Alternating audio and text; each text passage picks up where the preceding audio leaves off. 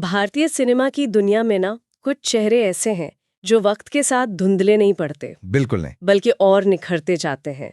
आज हम एक ऐसी ही शख्सियत की बात करने जा रहे हैं, रेखा जी। हमारे सामने रेखा बॉलीवुड की टाइमलेस एनिग्मा एंड लेजेंड के कुछ अंश है और हमारी कोशिश रहेगी कि इनसे रेखा की कहानी, उनकी कला और वो जो उनकी अपील है ना, जो कभी खत्म नहीं होती, उसकी कुछ गहरे पहलुओं को समझें। बिल्कुल। और ये अंश जो हैं वो रेखा को सिर्फ एक कामयाब एक्ट्रेस के तौर पर नहीं दिखाते। अच्छा। हाँ, बल्कि उन्हें भारतीय सिनेमा में क्या कहते हैं, एक मल्टी फैसेटेड टैलेंट और एक तरह के सांस्कृतिक प्रतीक के रूप में पेश करते हैं। उनका सफर, जैसा ये यहाँ जिक्र है, काफी उतार चढ़ाव भरा रहा है और उसमें एक कमाल का बदलाव भी शामिल है। हाँ, जिस पर ये दस्तावेज अच्छी रोशनी डालते हैं। हाँ, शुरुआत से ही बात करते हैं। जानकारी बताती है उनका पूरा नाम भानुरेखा गणेशन है। जी। जन्म 10 अक्टूबर 1954 चेन्नई में। और ये बात शायद कई लोगों को थोड़ी चौंकाए कि हिंदी फिल्मों की रानी बनने से पहले उन्होंने अपना करियर तेलुगु फिल्मों में शुरू किया, एक बाल कलाकार के तौर पर। हाँ, ये अपने आप में कहानी का एक दिलचस्प मोड़ है। बिल्कुल। और दिलचस्प इसलिए भी क्योंकि जैसा इन दस्तावेजों में साफ लिखा है, उनकी शुरुआत बिल्कुल भी आसान नहीं थी। हाँ, ये मेंशन किया गया है। एक मुश्किल दौर से गुजरने के बाद वो जो उनका ट्रांसफॉर्मेशन हुआ, बदलाव, वो सचमुच ध्यान खींचता है। यहाँ सिर्फ बाहरी लुक या कपड़ों के बदलाव की बात नहीं है। अच्छा।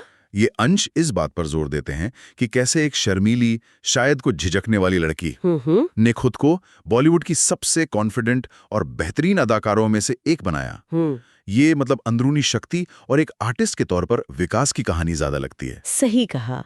और इसी बदलाव के सफर में उनके कुछ खास गुण बार बार सामने आते हैं, जी, जिनका जिक्र इन अंशों में है। जैसे उनका अपने काम के प्रति गहरा समर्पण, डेडिकेशन। जी बिल्कुल। उनके एक खास तरह की मजाकत और शाइस्तगी, एलिगेंस। हाँ, एलिगेंस। हाँ। और बेशक उनकी एक्टिंग का टैलेंट। जानकारी यही बताती है कि इन्हीं वजहों से उन्हें इंडस्ट्री में इतनी इज्जत मिली। बिल्कुल। और इसी में एक और परत जोड़ती है उनकी वर्सेटिलिटी, है ना? बहुमुखी प्रतिभा। हाँ, उसका भी जिक्र है। हाँ, यहाँ मिलता है जिक्र।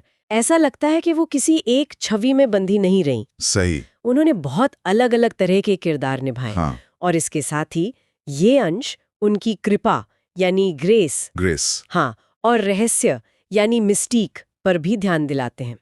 ये सिर्फ शब्द नहीं है, बल्कि लगता है ये उनकी पहचान का हिस्सा बन गए। उनका वो रहस्यमयी अंदाज, उनकी कम पब्लिक अपीयरेंस, उनकी चुनिंदा बातचीत, ये सब मिलकर एक ऐसी पर्सनालिटी बनाते हैं जो लोगों की जिज्ञासा बनाए रखती है। सही बात है। शायद यही वजह है कि दशकों बाद भी उनकी अपील कम नहीं हुई है। ये रहस्य वाली बात तो सोचने लायक है। आज के ज़माने में जहाँ हर सितारे की जिंदगी खुली किताब जैसी लगती है, बिल्कुल, वहाँ रेखा ने कैसे अपनी एक निजी दुनिया बचाए रखी है। खैर, फिल्मों पर वापस आते हैं। जी। इन दस्तावेजों में कुछ बहुत यादगार फिल्मों के नाम हैं: उमराव जान, सिलसिला, मुकद्दर का सिकंदर, खून भरी मांग। जी हाँ, क्लासिक्स हैं ये सब। ये नाम सुनते ही पूरी एक तस्वीर आंखों के सामने आ जाती है। ये सिर्फ हिट फिल्में नहीं थीं। नहीं, बिल्कुल नहीं। इन्होंने वाकई दिखाया कि वो कितनी अलग अलग भूमिकाओं में ढल सकती हैं। हाँ, और इन नामों में जैसे ही उमराव जान का जिक्र आता है, हाँ, ये याद दिलाना जरूरी है कि इसी किरदार के लिए उन्हें नेशनल अवार्ड मिला था, राष्ट्रीय पुरस्कार। बिल्कुल। हाँ, ये बहुत बड़ी उपलब्धि थी। बहुत बड़ी। ये महज एक अवार्ड नहीं था, बल्कि उनकी अभिनय कला पर एक, कह सकते हैं, राष्ट्रीय मोहर थी। सही। ये अंश साफ तौर पर कहते हैं कि इन फिल्मों ने उनकी अद्वितीय प्रतिभा, मतलब अनमैच्ड टैलेंट का प्रदर्शन किया। ये फिल्में सिर्फ एंटरटेनमेंट नहीं रही, इन्होंने भारतीय सिनेमा के इतिहास पर अपनी छाप छोड़ी। और रेखा इन कहानियों के केंद्र में थी। बिल्कुल। उनके किरदारों में अक्सर एक गहराई होती थी, एक अनकही कहानी छुपी होती थी, जो शायद दर्शकों को सीधे दिल तक छू जाती थी। स्रोत बताते हैं कि उन्होंने किरदारों को सिर्फ निभाया नहीं, बल्कि उन्हें जिया। ये महसूस होता है उनकी फिल्मों में। और ये सिर्फ गुजरे जमाने की बात नहीं है। नहीं। यहाँ बताया गया है कि आज भी रेखा को सौंदर्य, शक्ति और एक तरह की स्वतंत्रता का प्रतीक माना जाता है। जी। उन्हें कई उपनाम दिए गए हैं: बॉलीवुड की timeless beauty, Bollywood icon, legend. और फिर वही शब्द आता है, बॉलीवुड की शाश्वत पहेली, इटर्नल एनिग्मा। ये पहेली वाला पहलू बार बार उभर कर आता है। ऐसा क्यों है? इतने सालों बाद भी वो एक रहस्य क्यों बनी हुई है? ये वाकई एक दिलचस्प सवाल है। इन अंशों को पढ़कर ऐसा लगता है कि ये पहेली सिर्फ इसलिए नहीं है कि वो मीडिया से दूरी बनाए रखती हैं। अच्छा। बल्कि शायद उनके किरदारों का चुनाव, उनके पब्लिक पर्सोना की गरिमा और जिस तरह उन्होंने मतलब अपनी शर्तों पर जिंदगी जी है, उससे भी ये छवि बनती है। उनका सौंदर्य और स्टाइल तो हमेशा चर्चा में रहा है, इसमें कोई शक नहीं। हाँ, वो तो है ही। लेकिन यहाँ उन्हें ताकत और आजादी से भी जोड़ा जा रहा है। ये दिखाता है कि उनका असर सिर्फ पर्दे तक सीमित नहीं रहा, वो एक सांस्कृतिक प्रतीक बन गई हैं। अगर हम इसे बड़े परिप्रेक्ष्य में देखें तो ये उन चुनिंदा कलाकारों की कहानी है जो अपनी कला और व्यक्तित्व के जरिए समाज पर एक गहरा असर छोड़ते हैं। सही। और महज अभिनेता या अभिनेत्री से बढ़कर प्रेरणा का स्रोत बन जाते हैं। उनका ये रहस्यमयी आभा मंडल शायद उनकी इस स्थायी अपील का एक हिस्सा है। तो मतलब ये हुआ कि उनका जो ट्रांसफॉर्मेशन था वो सिर्फ एक यंग एक्ट्रेस से एक मैच्योर स्टार बनने तक का नहीं था। हाँ, बल्कि वो एक तरह से उस वक्त की बनी बनाई छवियों को तोड़ने जैसा भी था। क्या स्रोत इस तरफ भी इशारा करते हैं? सीधे तौर पर शायद नहीं, लेकिन जिस तरह से उनके गुणों का जिक्र है, शिष्टता, शक्ति, स्वतंत्रता, हाँ, और जिस तरह उन्हें आइकॉन और लेजेंड कहा गया है, उससे ये अंदाजा लगाया जा सकता है। आप सोचिए 70 और 80 के दशक में जब महिला किरदारों की भूमिकाएं अक्सर काफी सीमित होती थीं, बिल्कुल, तब खून भरी मांग जैसी फिल्म करना या उमराव जान जैसे जटिल किरदार को निभाना ये अपने आप में एक स्टेटमेंट था। सही बात है। स्रोत उनकी अद्वितीय प्रतिभा की बात करते हैं, और ये प्रतिभा शायद सिर्फ अभिनय तक ही सीमित नहीं थी। अच्छा, बल्कि किरदारों के चुनाव और उन्हें पेश करने के तरीके में भी झलकती थी।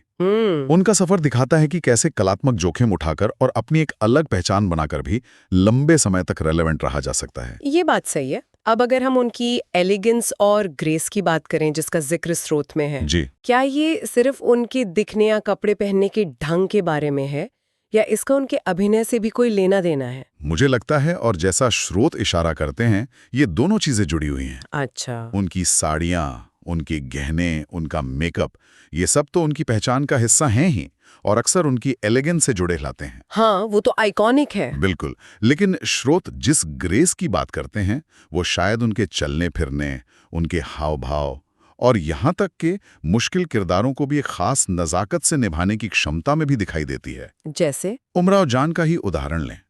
उस किरदार की त्रासदी और दर्द को उन्होंने जिस संयम और गरिमा से पर्दे पर उतारा, वो शायद इसी ग्रेस का एक पहलू है। राइट, ये सिर्फ बाहरी सुंदरता नहीं, बल्कि एक अंदरूनी संतुलन और ठहराव की भावना है, जो उनके व्यक्तित्व और अभिनय दोनों में झलकती है।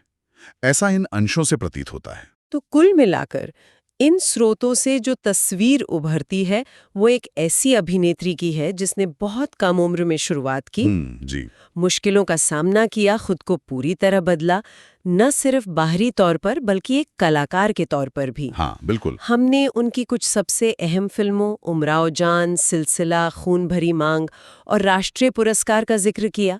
उनका समर्पण, उनकी शिष्टता, उनकी बहुमुखी प्रतिभा और अभिनय का लोहा मानने वाली बातें इन दस्तावेजों में साफ नजर आती हैं। हाँ, और इसके साथ ही उनकी वो स्थायी अपील जो वक्त के साथ कम नहीं हुई। बिल्कुल नहीं। उनका सौंदर्य, शक्ति और स्वतंत्रता के प्रतीक के रूप में स्थापित होना, और सबसे बढ़कर उनका शाश्वत पहेली बने रहना। हाँ, वो पहेली वाली बात। ये सब उनकी विरासत का अहम हिस्सा है, जैसा कि यहाँ बताया गया है। ये अंश उन्हें बिना किसी लाग लपेट के भारतीय सिनेमा की एक सच्ची लीजेंड मानते हैं। A true legend of Indian cinema. उनका सफर सिर्फ फिल्मों की कहानी नहीं है, बल्कि ये आत्मविश्वास, आत्मखोज और लगातार खुद को बेहतर बनाने की भी कहानी है, जो इन पन्नों से झलकती है। बिल्कुल। और अंत में श्रोताओं के सोचने के लिए एक सवाल छोड़ जाते हैं जो इन्हीं स्रोतों से निकला है। जी, ये बार बार रेखा को शाश्वत पहेली, इटर्नल एनिग्मा कहते हैं। हाँ। आज की दुनिया में जहां सोशल मीडिया और 24 घंटे की खबरों के चलते किसी भी सार्वजनिक हस्ती का निजी रह पाना लगभग नामुमकिन सा लगता है। सही बात है। वहां कोई इतने लंबे समय तक सक्रिय रहते हुए भी अपनी जिंदगी के इर्द गिर्द एक रहस्य का पर्दा कैसे बनाए रख सकता है? क्या ये एक सोची समझी रणनीति है अपनी खासियत बनाए रखने की, या ये उनके व्यक्तित्व का ही एक स्वाभाविक हिस्सा है जिसे दुनिया पूरी तरह समझ नहीं पाई है? अच्छा सवाल है। इस पर सोचने से शायद हमें सेलिब्रिटी कल्चर और वो जो पर्सनल स्पेस होती है उसके बीच की लकीर के बारे में भी कुछ नया समझ आए। बिल्कुल, सोचने वाली बात है ये।